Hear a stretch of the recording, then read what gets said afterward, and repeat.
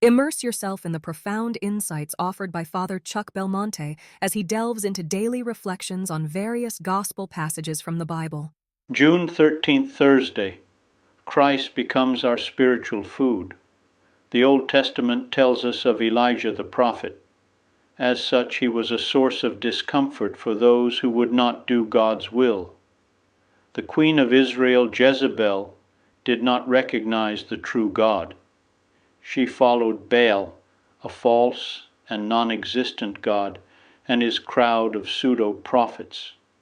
The Israelites soon became unfaithful to the covenant, turning away from God's friendship, demolishing his altars, and putting his prophets to the sword.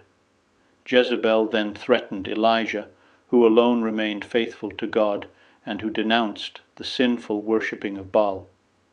Frightened, Elijah fled to save his life.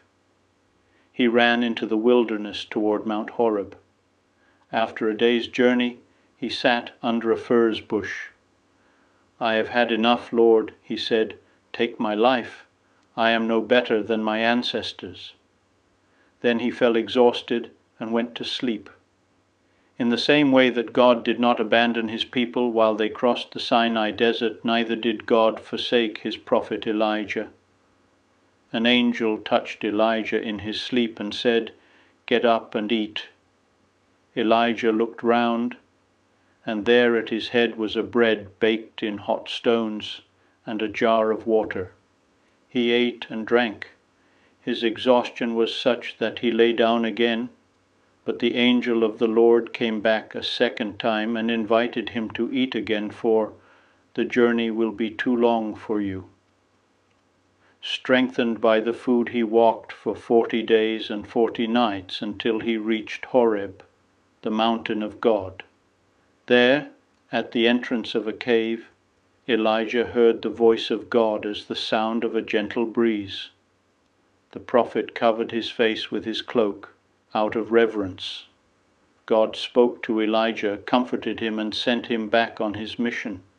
The whisper of a light breeze signifies that God is a spirit who brings us peace and whose attributes are wise counsel and calm constancy. God converses intimately with us. The food that sustained Elijah is a figure of the Eucharist, strengthened by whose vigor, says the Council of Trent, Christians are enabled to travel this pilgrimage of misery and come at last to their heavenly fatherland.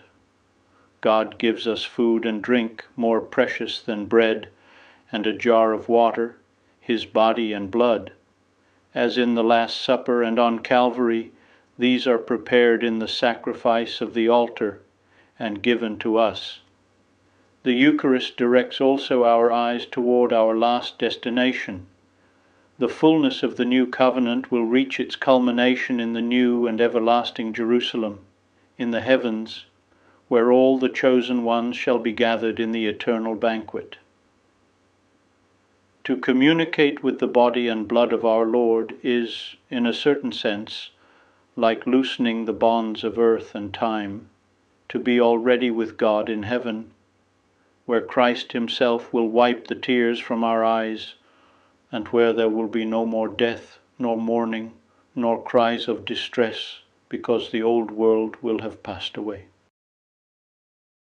I would be delighted to extend an invitation to you once again tomorrow for another insightful reflection on the Gospel by Father Belmonte.